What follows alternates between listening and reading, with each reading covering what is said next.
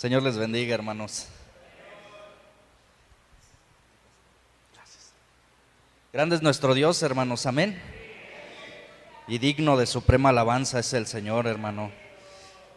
Gracias a Dios que nos tiene aquí el Señor todavía, hermanos, con bien, respirando, hermanos, vivos. Eso ya es una gran bendición de parte de Dios, hermano. Sé que quizás esta pregunta, hermanos, ahorita no, usted casi no la va a comprender, pero ¿sí viene gozoso, hermano? Y le digo casi no la va a comprender, hermano, porque dentro de las pruebas también tenemos que estar gozosos, dice el Señor. En las buenas, en las malas, Cristo está con nosotros, iglesia. Y dice, fíjese la palabra, hermano, dice el Salmo 27:10. Vamos a leerlo, hermano, para que descanse un poco ahí, ahorita que está sentado, hermano, ahorita oramos. Salmo 27:10, yo quiero llevarlo a la palabra, hermano, y que vea usted cuán bueno es el Señor, hermano.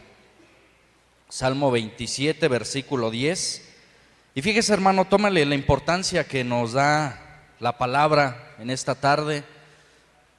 Dice la palabra de Dios en el nombre de Jesús, hermano, Salmo 27:10. Aunque mi padre y mi madre me dejaran, con todo Jehová me recogerá.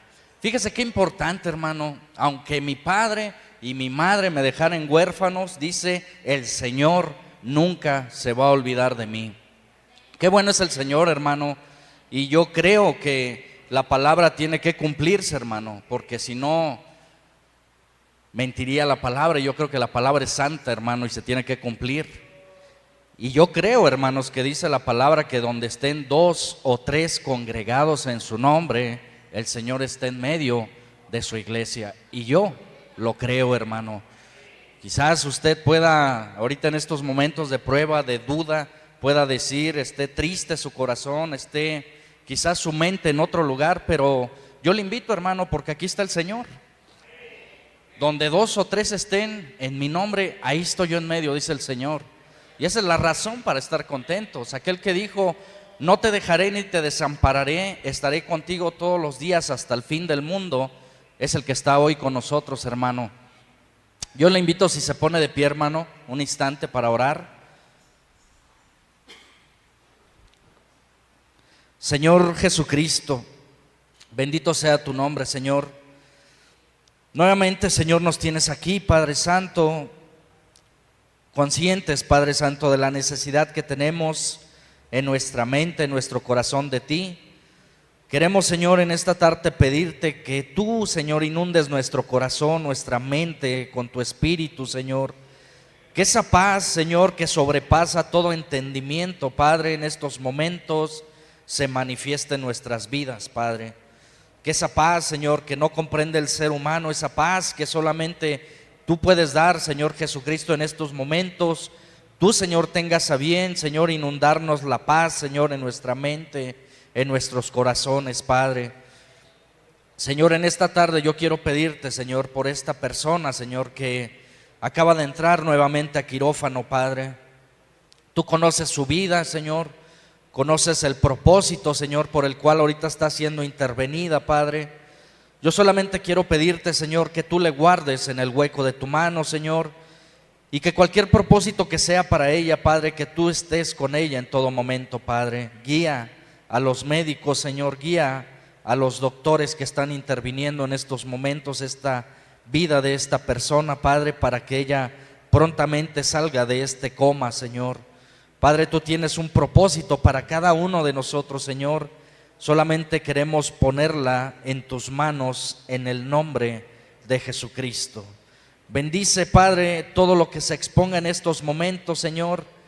Yo te pido, Señor, que tú, Señor, que eres poderoso, Señor, que eres fuerte, que tú ates al devorador de nuestras vidas, aquel acusador, aquel león rugiente, Señor, que anda alrededor de nosotros, Padre.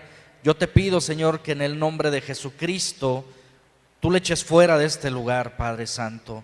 Que toda obra perversa, Señor, que sea levantada en este lugar, en estos momentos, Señor, sea reprendida en el nombre de Jesucristo, Padre. Que toda la interpretación, Señor, del Espíritu Santo esté con nosotros, Padre. Haz a un lado, Señor, toda interpretación humana, Señor, todo pensamiento mundano, carnal. Padre, yo te pido que lo hagas a un lado, Señor. Que la excelencia del poder sea tuya, Señor, y no de nosotros, Padre. Bendícenos con este mensaje, Señor. Bendice nuestras vidas, nuestros corazones, Padre, y que grabemos, Señor, este mensaje en nuestro corazón, Señor, para que seamos oidores hacedores, Padre, y no oidores olvidadizos, en el nombre de Jesús. Amén. Tome su asiento, hermano. Aunque mi padre y mi madre me dejare, con todo esto, dice el Señor, no te olvidaré. Hoy en el mundo, hermanos, las religiones secuentes de allá afuera, hermanos, están celebrando hoy el día de resurrección. Usted sabe que en la tradición popular en estas fechas se hace la representación de las tres caídas, por así llamarlo, hermano. Y yo veía a las gentes ayer, en estos días, hermano, veía a las gentes del mundo, hermanos, cómo se prepara el mundo, hermano, para estas fechas, y un hombre escogido a lo mejor de algunas colonias, estados, se le da el papel y se le asigna representar al Hijo de Dios en una tradición popular, hermano, que tiene la religión católica. Y yo me daba cuenta de una cosa, hermanos, realmente debemos de estar gozosos porque la verdad la tenemos nosotros, hermano. Fíjese allá afuera, hermano, un hombre representa al Hijo de Dios, se prepara. Veía allá en la televisión un hombre de allá de el Estado de México, donde se hace más grande esta tradición. Y decía este hombre que él entrenaba, se preparaba físicamente, mentalmente, porque decía, representar al Hijo de Dios, pues es un papel muy importante. Y este hombre se preparaba, dice, físicamente, corría, salía a entrenar, pero me daba cuenta de una cosa, hermano. Yo creo que todos los que quieren representar este papel en estos días, hermano, se preparan de una forma física, quizás mental, hermano, pero yo le aseguro que el mes que entra, hermanos, esas personas ya se olvidaron del Señor. Y es importante, hermano, que usted sepa dónde está parado el día de hoy, hermano, porque nosotros hemos conocido la verdad y la verdad es la que nos ha hecho libres. Hoy en este día nosotros tenemos la libertad de decir, Cristo está con nosotros, hermano. Y allá afuera, hermano, donde se piensa ahorita que quizás muchos están celebrando, fíjese, el domingo de resurrección, no sé cómo lo lleve la iglesia popular, pero yo le invito, hermano, a que vea que los balnearios están llenos, hermano. Las playas están a reventar. La gente busca, hermanos, lo que satisface a la carne, cuando supuestamente se debería de estar guardando memoria del Hijo de Dios. Fíjese, hermano, la palabra de Dios nos dice que Dios busca adoradores que le busquen en espíritu y en verdad, hermanos. Yo le doy gracias a Dios, hermano, porque para mí Cristo resucitó, hermanos. Y no se quedó en un madero, hermano, no se quedó ahí clavado en una cruz. Dice que Él habita en medio de las alabanzas de su pueblo, hermano. Y dice, hermanos, que todos aquellos que hemos venido a la verdad nos ha hecho libres, hermano. Ver tan solo, hermanos, allá afuera, la sociedad congregada en un evento, en una tradición, hermano, y que todavía no resplandezca el Evangelio a su vida, realmente es razón para darnos gozo de que Jesús hace mucho nos dio libertad, hermanos. Hoy, hermanos, nosotros podemos decir, hermano, que Cristo transforma, hermanos, las pruebas en bendiciones. Son necesarias las pruebas, hermano. Yo quiero en esta tarde hablarle un poco de la prueba, hermano, porque mire, hermano, es necesario, dice la Escritura, que a base de muchas tribulaciones entremos en el reino de Dios.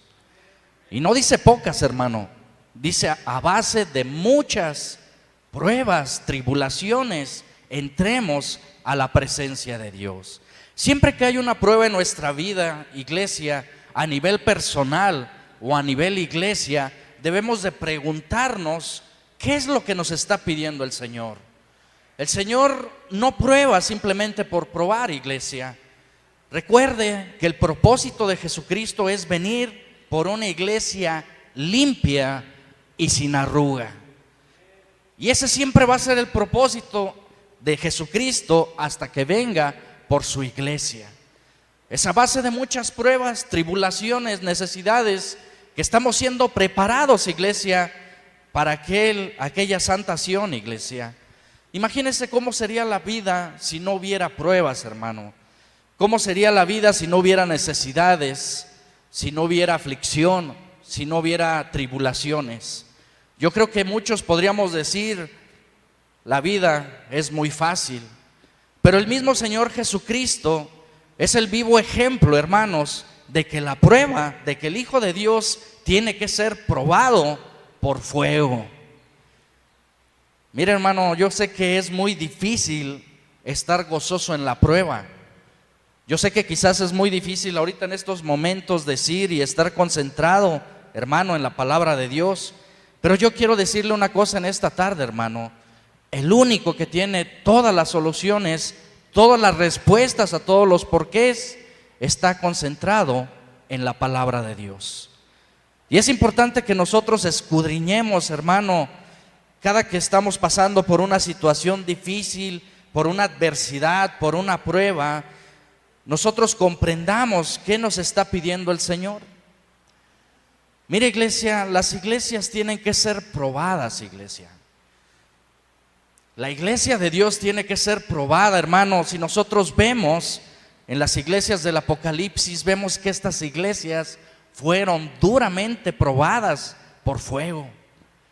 Y mire, hermano, dice la palabra de Dios que estos acontecimientos están escritos en este libro para que cuando vengan no nos sorprendan, hermano. Ahora quizás nosotros podemos ver, hermano, que estamos pasando a nivel de la iglesia por una prueba, hermano. Pero yo le digo una cosa, hermano, usted ha puesto la mirada en el Señor, el blanco perfecto, hermano. No nos desviemos, hermano, del objetivo. Usted, al igual que yo, debemos de tener firmemente en nuestra convicción el por qué estamos en una iglesia cristiana. Debemos de saber cuál es nuestro objetivo, hermanos, de que vengamos aquí constantemente a reunirnos. Si ese objetivo, hermano, es para usted un domingo más, porque es día del Señor, porque es el día que se congrega el pueblo, déjeme decirle una cosa, hermano, usted está quizás cayendo en la religiosidad. Si nuestro objetivo es llegar algún día a la vida eterna, hermano, nuestra mirada debe de estar puesta en el blanco perfecto. La Escritura dice unas palabras, hermano, muy duras, y dice: maldito el hombre que confía en el hombre. Y no lo digo yo, hermano, porque quizás pueda decir el hermano, qué duro. No, lo dice la palabra de Dios. Y el Señor nos invita a confiar primeramente en Él y después en los hombres, hermano. Nosotros los hombres fallamos, somos llenos de errores, limitados, hermanos, dados al error. Es por eso que Jesús nos dice: primeramente aprende a confiar en mí y después en los hombres. Mira, hermano, en una prueba, cuando viene una prueba, una aflicción, siempre el enemigo está al acecho cuando viene una prueba para la iglesia. El objetivo, hermano, de Satanás es que usted y yo nos desviemos del galardón. Satanás, padre de mentira, que tiene el objetivo de matar, robar y destruir, también acecha a las iglesias. El objetivo es que cada vez más almas se pierdan, que cada vez más almas se desvíen de la verdad. Él no ha venido sino para matar, robar y destruir. Jesucristo dijo: yo he venido para que tengan vida eterna. Y mire, iglesia, Satanás, que es padre de mentira, que quizás muchas veces pone sus ojos en el rebaño. Yo recuerdo, hermano, la última vez que estuve aquí compartiendo la palabra de Dios con usted, veíamos Mateo 26:31 y veíamos, hermano, cuando oyeren al pastor que las ovejas son dispersas. Y mire, iglesia, qué sabio es nuestro Dios, que siempre nos previene antes de que venga la prueba, Qué sabia es la palabra de Dios y qué sabio es nuestro Dios, que siempre primero nos anticipa lo que ha de venir. No es por algo que el Señor nos dijo que no nos va a desamparar hasta el fin del mundo, porque todas las cosas, hermano, que pasan, que suceden, llámense pruebas, llámense adversidades, hay uno que se llama Jesucristo, que tiene el control de todas las cosas. Yo le pregunto una cosa, iglesia: ¿por qué salió el sol esta mañana? Porque Dios así lo quiso. Yo le pregunto una cosa, iglesia: el aire que está entrando a sus pulmones, ¿por qué está entrando ahí? Por el poder de Dios y porque el Señor así lo quiere. Yo le pregunto una cosa, iglesia: ¿por qué hoy domingo en la tarde usted está aquí en este lugar? Porque Dios puso en su corazón el venir a adorarle y a poner la mirada en Dios. Y yo le aseguro, iglesia, que Dios va a cumplir su propósito en usted y en mí. Dice que el que empezó la obra en nosotros la va a perfeccionar, hermanos, y la va a terminar hasta la venida del Señor. ¿Cuál es mi deber cristiano? ¿Cuál es mi deber como iglesia? Fíjese ahí en Colosenses, hermano, Colosenses 1:15, si me acompaña por favor. Colosenses capítulo 1, versículo 15, me dice un amén. Fíjese cómo se concentra el poder de Dios en la palabra, iglesia. Yo sé que este texto nos va a llenar de gozo, hermano, al igual que toda la palabra. Colosenses 1, versículo 15, me dice un amén cuando esté ahí. Y tome consuelo, iglesia, en este texto. El Señor nos habla a través de la palabra. Colosenses 1:15 nos dice, fíjese el título: reconciliación por medio de la muerte de Cristo.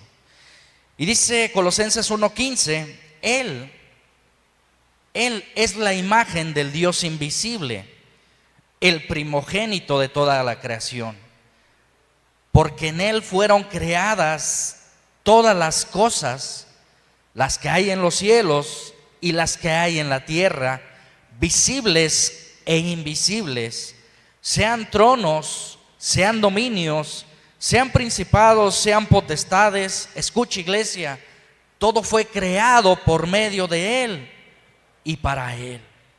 Imagínese al oír estas palabras que no tenga el control de una situación difícil. Dice que sean tronos, potestades, dominios, todo fue creado por medio de Él y para Él.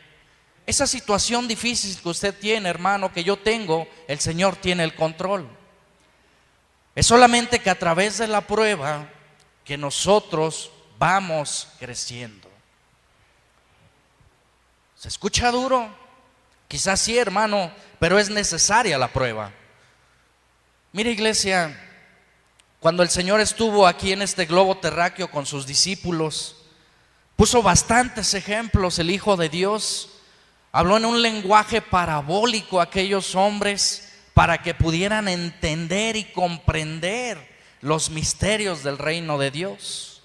En un momento dado, cuando aquellos hombres, los discípulos, comprendían, y hay veces que no comprendían lo que Jesús les explicaba, Jesús tenía que hablarle por medio de parábolas a aquellos hombres para que comprendieran en su mente la venida del Hijo de Dios y el reino de Dios establecido ya aquí en la tierra.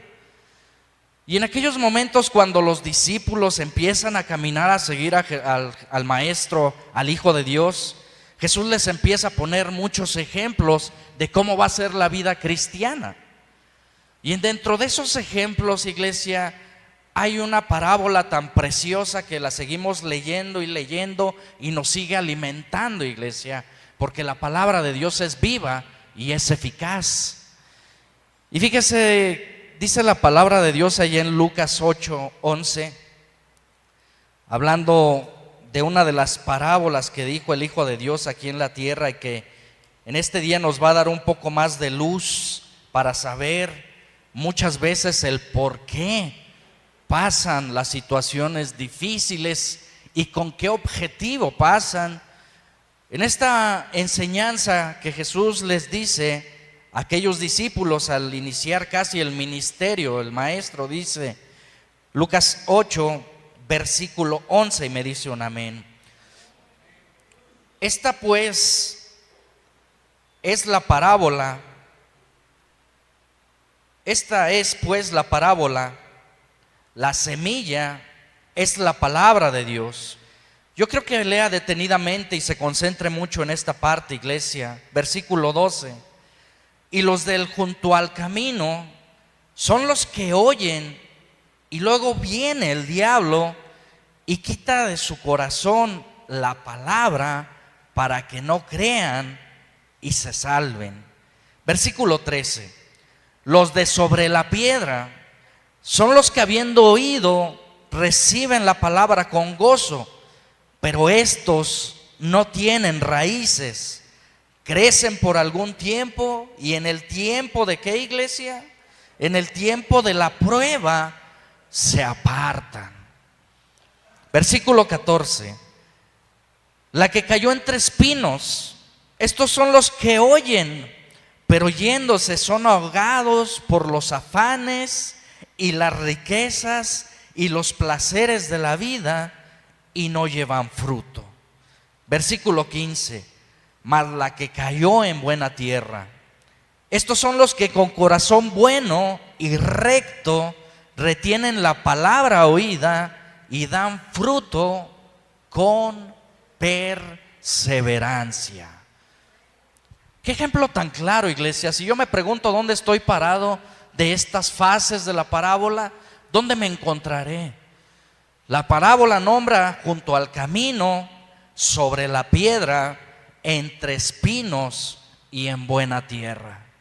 Cuando se manifiesta la prueba, cuando se manifiesta la adversidad, la necesidad, quiero que sepa que es donde se manifiesta esta parábola, en dónde está parado el cristiano. Cuando viene la necesidad, dice el versículo 12, fíjese, los que están junto al camino, realmente no están dentro del camino de Dios, están solamente cerca del camino de Dios. Y dice que estos tienen una característica, que son los que oyen, pero muchas veces luego viene el diablo, dice la palabra de Dios, y quita ¿de dónde, iglesia? De su corazón. Usted hoy está recibiendo la palabra en su corazón. Saliendo de aquí sepa una cosa: el adversario de nuestras vidas está pretendiendo que esto que usted está escuchando hoy, al salir de este lugar, sea quitado lo que usted escuchó con un objetivo, dice la palabra. Los de junto al camino son los que oyen y luego viene el diablo y quita de su corazón la palabra. ¿Con qué objetivo? Para que no crean y se salven. Versículo 13.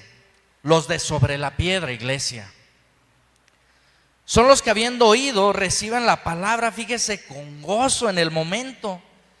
En el momento cuando están recibiendo por primera vez la palabra, dicen: oye, pues es que este mensaje está muy bonito, mi corazón siente gozo al oír la palabra de Dios y yo quiero en estos momentos seguirle a donde quiera que vaya el Señor. Y en el momento sentimos un emocionalismo temporal por seguir a Jesucristo, porque la palabra se escucha muy dulce. Pero fíjese que viene después, dice que estos tienen también una característica: reciben la palabra con gozo, pero estos no tienen raíces. Qué importante es tener unas bases cristianas, una raíz cristiana, iglesia, para que vengan esos fuertes vientos, esas adversidades y no nos azoten, iglesia. Recuerde también la parábola de aquel hombre que edificó su casa sobre la roca. Vinieron fuertes vientos, grandes adversidades, y su casa estaba fundada sobre la roca. Y vinieron azotes y esa casa nunca se derribó. Fíjese, aquí la palabra nos dice que estos tienen la característica de no tener raíces. Creen por algún tiempo y en el tiempo de la prueba se apartan. Qué importante es escudriñar, iglesia, los ejemplos que nos dio Jesucristo. En el momento de la prueba, como no tienen raíces, ¿qué pasa, iglesia? Es muy fácil en una adversidad, el que no está bien cimentado sobre la roca, que en el momento que viene el problema, en el momento que viene la situación difícil, salen a flote los sentimientos. Y muchas veces esos sentimientos son los que hacen actuar en el cristiano, cuando el cristiano ya no debe de ser movido por sentimientos, sino a través del Espíritu Santo.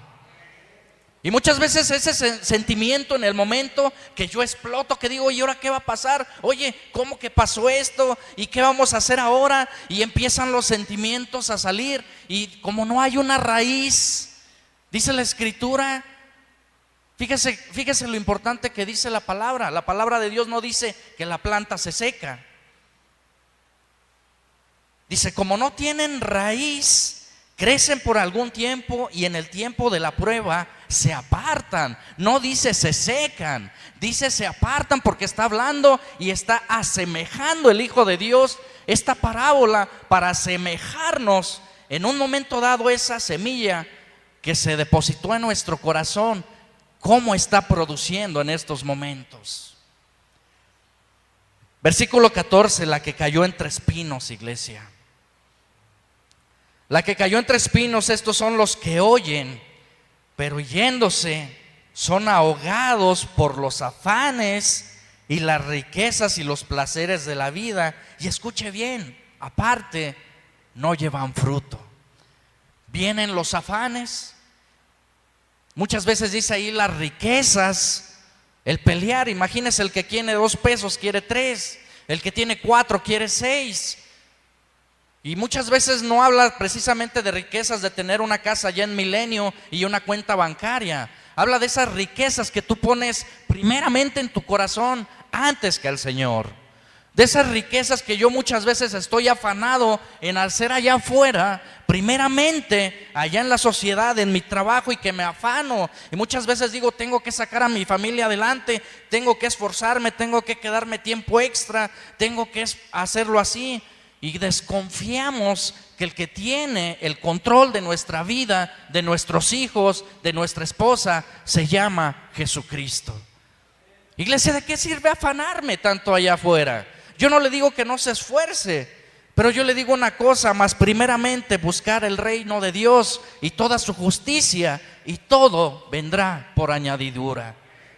Primeramente buscar el reino de Dios, iglesia. Primeramente esforzarnos porque esas raíces que habla en esta parábola sean echadas en mi vida.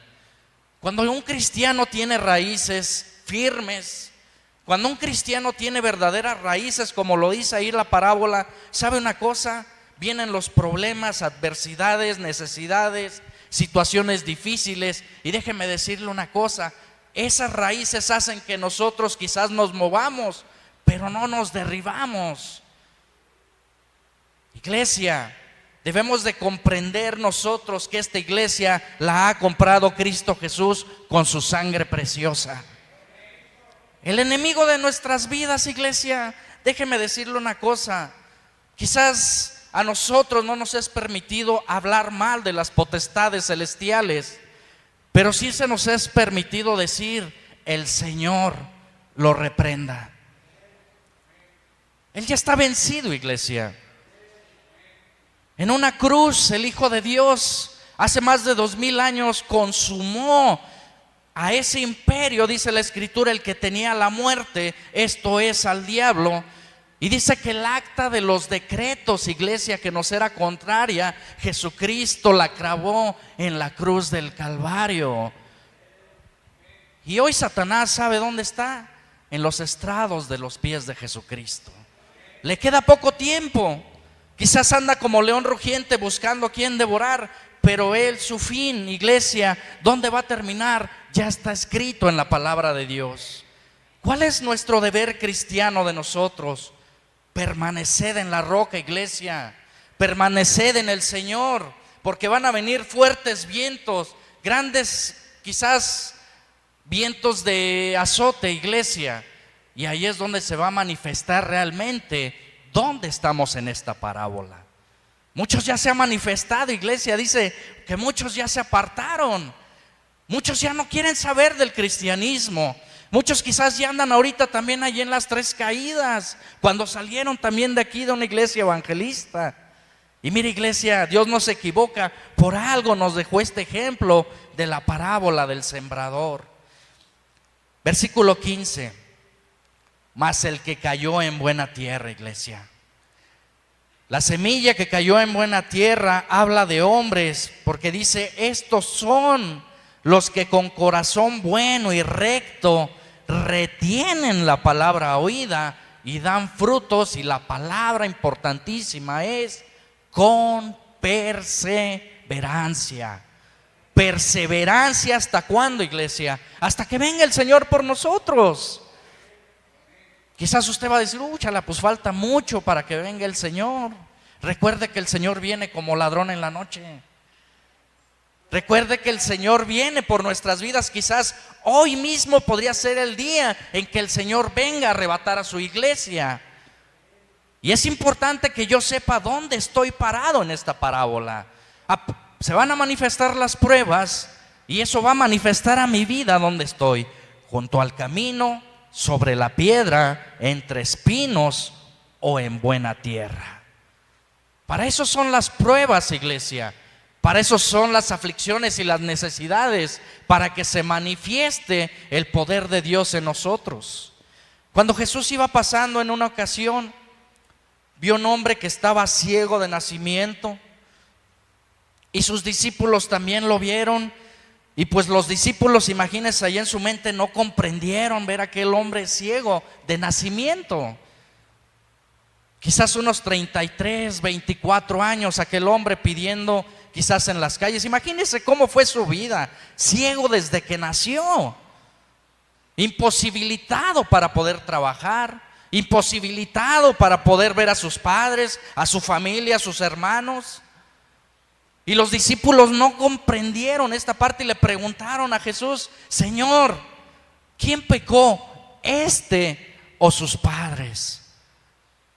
Porque los discípulos no comprendían y decían, ¿cómo puede haber esto en este hombre que desde que nació está ciego y no pueda llevar siquiera quizás el sustento a su hogar? O quizás él nunca ha visto la luz del sol, o quizás no conoce los colores, nunca ha visto a sus padres, nunca ha visto a sus hermanos, a su prójimo desde el nacimiento.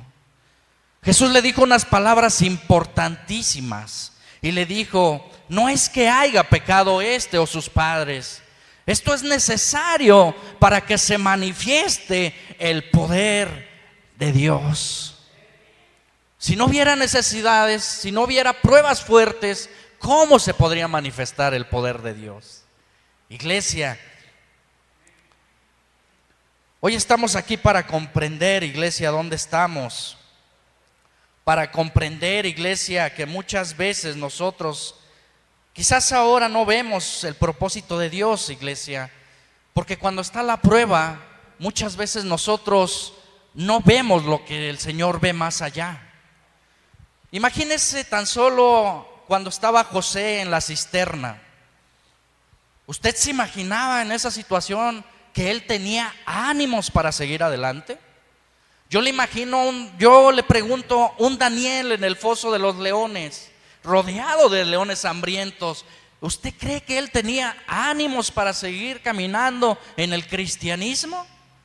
Imagínese un Moisés cansado del pueblo de Israel, que constantemente le estaba reclamando pan, que le estaba reclamando agua, hasta que llegó el grado de que Moisés le dijo, Señor, este pueblo que tú me diste, ¿usted cree que tenía ánimos de seguir adelante? Déjeme decirle una cosa, en la prueba, lógicamente es donde se prueba la fe del cristiano. Lo que nosotros no podemos ver es pues la certeza de la fe, aquello que aún no vemos, pero el Señor ve más allá. Recuerde, iglesia, que los planes de Dios no son nuestros planes. Los caminos del Señor no son nuestros caminos. El Señor tiene una visión más allá.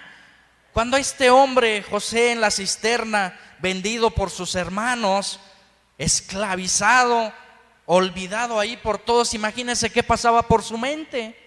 Él pudo haber dicho, ¿sabes qué? Yo renuncio a este camino, ay, nos vemos, yo ya no quiero seguir con Dios porque ve lo que me está pasando.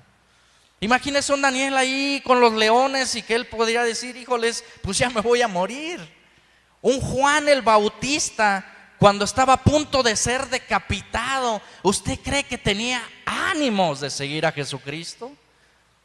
Yo creo que fue situaciones difíciles, pero fueron probados por fe. Y esa misma fe hace que ahora estén inscritos para ejemplo de nosotros en este libro. Dice que por fe ellos alcanzaron la promesa. Fíjese el objetivo. José no lo entendía, el propósito de Dios, pero fíjese lo que dice ahí en Génesis 50, por favor. Génesis 50, 16. Hablando de este gran siervo de Dios. Génesis 50, versículo 16, y me dice un amén cuando está ahí. Génesis 50, versículo 16, y dice la palabra de Dios. Génesis 50, 20, perdón, hermano.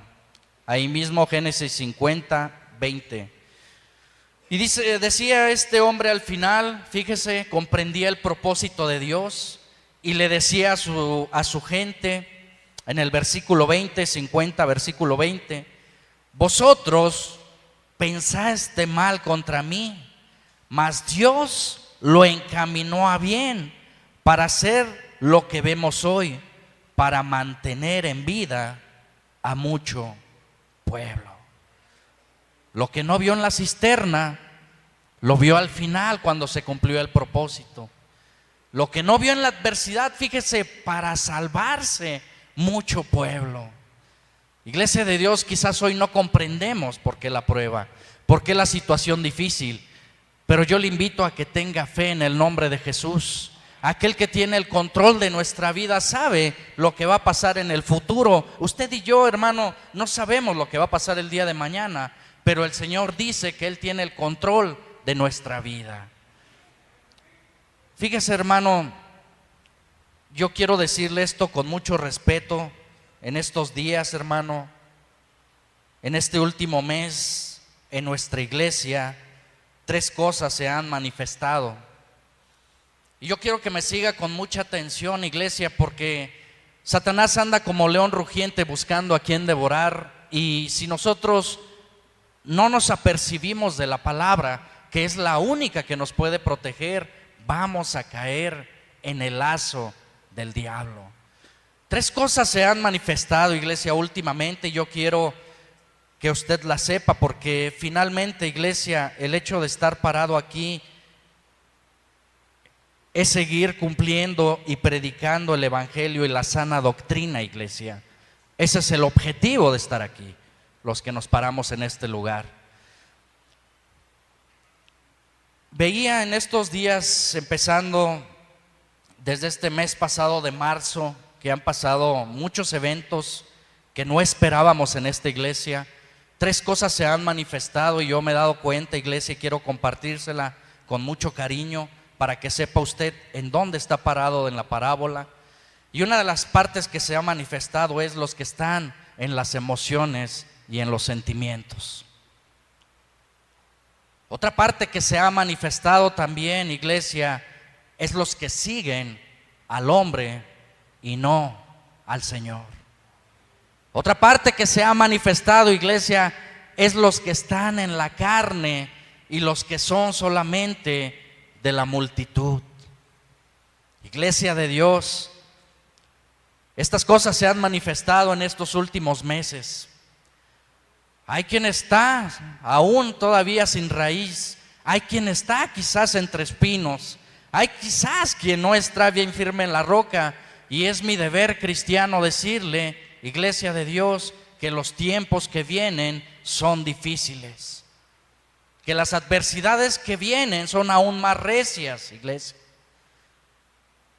El Señor viene por una iglesia limpia y sin arruga. El Señor necesita quitar y el Señor necesita poner lo necesario, porque Él es sabio, iglesia. Él no se equivoca en quitar y en añadir. En la iglesia primitiva, en el libro de los Hechos, el apóstol Pablo decía algo singular. Yo quiero que usted comprenda, iglesia, la unidad del Espíritu. Yo quiero que usted comprenda la unidad de fe, porque quizás es lo que Dios está pidiendo de una iglesia. La unidad en el Espíritu, la unidad en la fe. Y dice que en las iglesias primitivas, allá donde estaba el apóstol Pablo en aquellos momentos, se manifestaba una cosa, una característica singular en la iglesia primitiva. Y dice que todos aquellos que se congregaban, aquellos que ya habían creído en el Señor Jesucristo y se congregaban, empezaban a congregar en una iglesia, fíjese bien, dice la Escritura que tenían todas las cosas en común. Y dice que todas aquellas gentes estaban en un mismo sentir y en un mismo pensar. De manera que decía el apóstol Pablo que el Señor se iba encargando de añadir día con día a los que iban a ser salvos. ¿Quién se encargaba de añadir y quitar? El Señor. El Señor, que es sabio, Él sabe qué es lo que hay que hacer con una iglesia. Y si el Señor sabe que algo no es necesario, el Señor tiene el poder y la autoridad para quitarlo de una iglesia, porque por eso es Dios. Y si Él añade iglesia, Él sabe a quién va a añadir y a quién va a quitar, porque Dios es sabio. Dios no se equivoca, iglesia. Usted y yo debemos de permanecer, perseverar, puesta nuestra mirada en el autor y consumador de la fe, el Señor Jesucristo. Iglesia, ¿de qué nos serviría buscar otro lugar? Iglesia, ¿de qué nos serviría buscar otra alternativa? Iglesia, ¿de qué nos serviría buscar otro método? Iglesia, ¿de qué nos serviría buscar algo mejor para mi familia? Si aquel que dice, iglesia, mío eres tú, yo te compré, aquí está en la palabra de Dios. A donde quiera que usted vaya, iglesia, a donde quiera que usted piense que va a ser mejor su vida, a donde quiera que usted piense que le va a ir mejor, o quizás va a empezar otra nueva etapa, déjeme decirle una cosa, ¿ya le preguntó al Señor? Porque es necesario obedecer a Dios primero que a los hombres, porque es necesario primeramente tener convicción de por qué estoy parado en una iglesia cristiana, y mi convicción debe de ser puestos los ojos en Jesús, el blanco perfecto, el que no se equivoca, aquel que me dice, mío eres tú. Mira, ¿de qué me serviría ahorita si yo tengo el poder para hacer que tu corazón deje de latir en este instante? Yo tengo el poder para que ese aire que está entrando a tus pulmones en este momento deje de estar entrando. Aquel que dice, yo tengo el poder, ved ahora que yo soy Dios, no hay dioses conmigo, yo hago vivir, yo hago morir, dice el Señor, en el momento que a mí me place. ¿De qué me serviría irme a otro lado? ¿De qué me serviría buscar otra alternativa cuando el Señor me dice, los planes que tú tienes no son los planes que yo tengo? Tus pensamientos no son mis pensamientos. Yo tengo pensamientos y propósitos para el ser humano. Y esos propósitos quizás no se van a manifestar en estos momentos, iglesia. Esos propósitos, esos objetivos, como los vemos con los discípulos, se van a manifestar a largo plazo. Ahora no comprendemos, iglesia, pero el Señor está trabajando. Ahora no lo vemos, iglesia, pero veremos a través de la fe. Yo le invito y le animo a que ponga la mirada en Jesús. Si nosotros ponemos la mirada en Jesús, sepa una cosa, nuestras raíces están creciendo. Y van a venir fuertes vientos, van a venir adversidades, va a querer el enemigo tumbarnos. Pero yo le digo una cosa, en el nombre de Jesús, no lo va a permitir el Señor. Fíjese, iglesia, en esto que se está manifestando, que estas tres fases que yo le decía que he notado que se están manifestando. Quiero terminar dándole dos textos, iglesia, que nos harán razonar quizás contra lo que está pasando y pensar y decir, ¿Qué es lo que sigue de aquí en adelante? ¿Qué va a pasar el día de mañana? ¿Qué vamos a hacer como iglesia en San Roque 98? Yo le quiero dar un texto que está en Efesios, capítulo 4, versículo 7, si me acompaña. Libro de Efesios, capítulo 4, versículo 7, y me dice un amén. O más bien el amén se lo digo yo porque todavía no lo encuentro. Efesios 4, versículo 7. Y dice la palabra de Dios, iglesia. Fíjese bien qué importante, iglesia, ya para concluir. Yo quiero que se lleve esto en su corazón, iglesia. Efesios 4, 7 dice: pero a cada uno de nosotros, de los que estamos aquí, iglesia, fue dada la gracia conforme a la medida del don de Cristo. Por lo cual dice: subiéndola a lo alto, llevó cautiva la cautividad. Y fíjese bien, iglesia, y dio dones a los hombres. Y eso de que subió, ¿qué es? Sino que también había descendido primero a las partes más bajas de la tierra. El que descendió es el mismo que también subió por encima de todos los cielos. ¿Con qué objetivo, iglesia? Llenarlo todo. Y él mismo, no nosotros, iglesia, y él mismo constituyó a unos apóstoles, a otros profetas, a otros evangelistas, a otros pastores y maestros, a fin de perfeccionar a los santos para la obra del ministerio, para la edificación del cuerpo de Cristo. Y aquí viene la clave, iglesia, versículo 13: hasta que todos lleguemos a la unidad de la fe y el conocimiento del Hijo de Dios, a un varón perfecto, a la medida de la estatura de la plenitud de Cristo. A la unidad de la fe, iglesia, hasta que lleguemos a la unidad de la fe. Y para concluir, iglesia, Santiago 3, versículo 13. Esto va a ser muy útil, iglesia, para nosotros en estos momentos. Este es un arma que el Señor nos ha dado, que es su palabra. Y yo creo que lea detenidamente, porque esto se está manifestando en estos tiempos, iglesia. Yo creo que la palabra de Dios tiene la respuesta para nosotros. Santiago capítulo 3, versículo 13, y me dice un amén. Fíjese el encabezado, iglesia, ya para concluir: la sabiduría que viene de lo alto. Y hace una pregunta: ¿quién es sabio y entendido entre vosotros? Fíjese bien, ¿quién es sabio y entendido entre vosotros? Muestre por la buena conducta sus obras en sabia mansedumbre. Versículo 14. En esto es en lo que hay que tener cuidado, iglesia. Pero si tenéis celos amargos y contención en vuestro corazón, no os jactéis ni mintáis contra la verdad. Porque esta sabiduría no es la que desciende de lo alto, sino terrenal, animal y diabólica. Porque donde hay, fíjese bien, iglesia, porque donde hay celos y contención, ahí hay perturbación y toda obra perversa. Versículo 17.